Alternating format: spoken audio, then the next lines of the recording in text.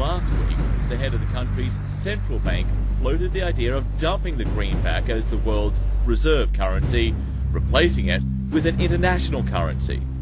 Thousands of people gathered to hear Barack Obama deliver key foreign policy speech on his current European tour. His vision for America's place in a new world order.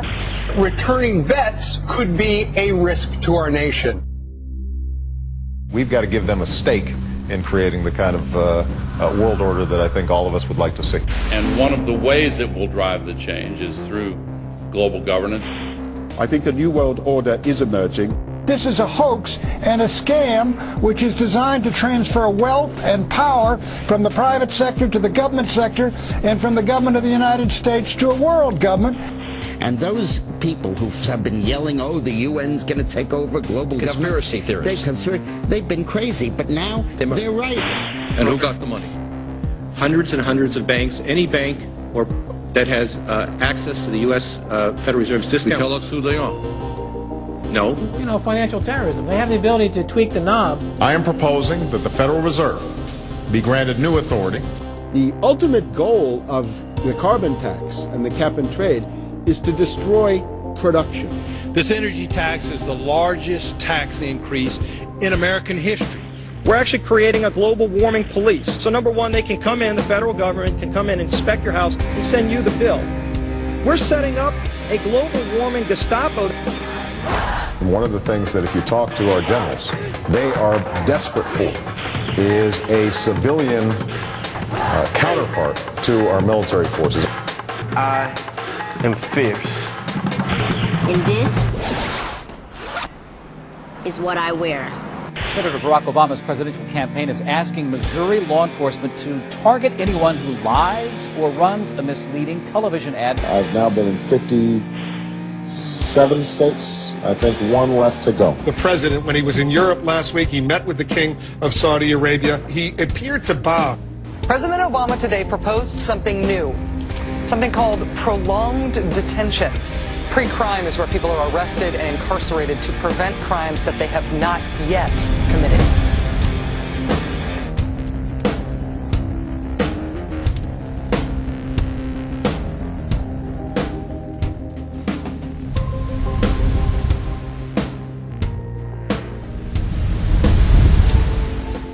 It's the World Wrestling Federation. It's the Washington Wrestling Federation. They put on this show that they're bitter rivalries, you know, villains, and they really don't like each other. But behind closed doors, they buddy up for a drink and make deals.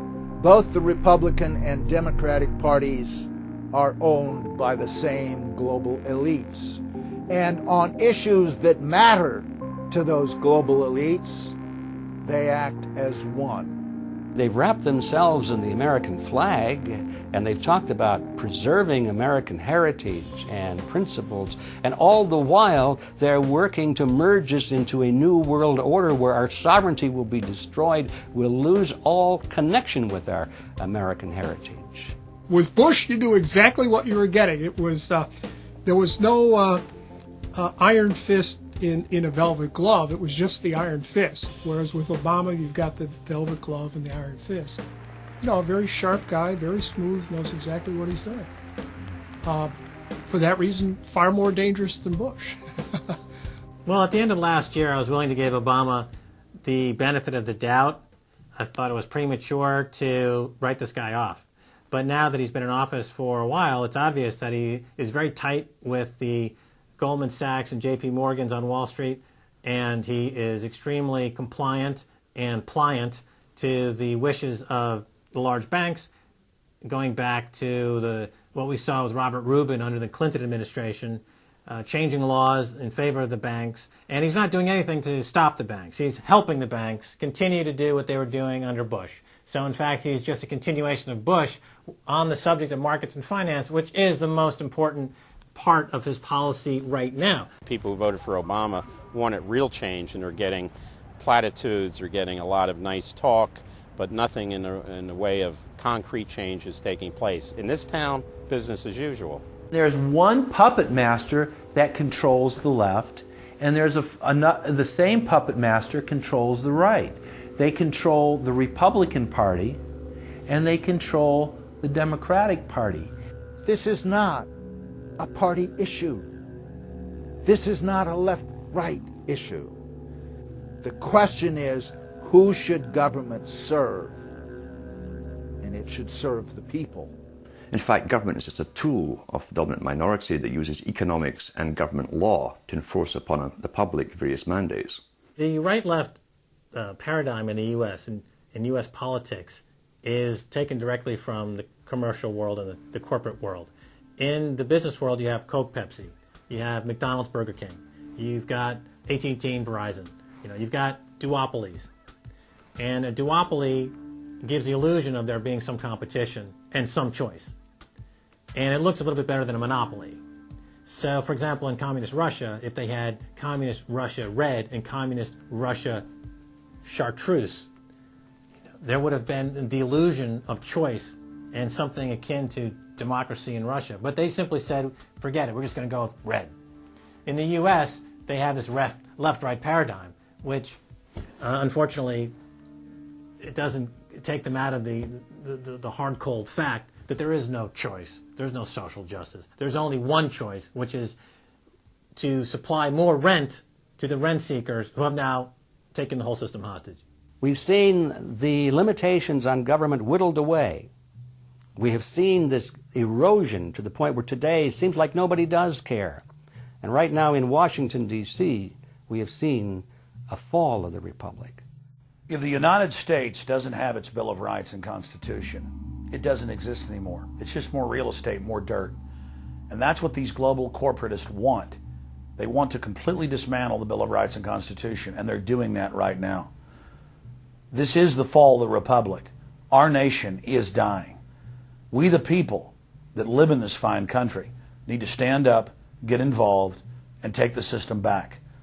It's the Bill of Rights and Constitution that we owe allegiance to, not to a political party, and not to politicians that wrap themselves in the red, white, and blue, while at the same time they destroy everything that sacred flag stands for. So in the old days, you used to have this globe that with 180 some odd countries, and a few of those countries had a lot of power, like the Soviet Union, the United Kingdom, and the United States at various times.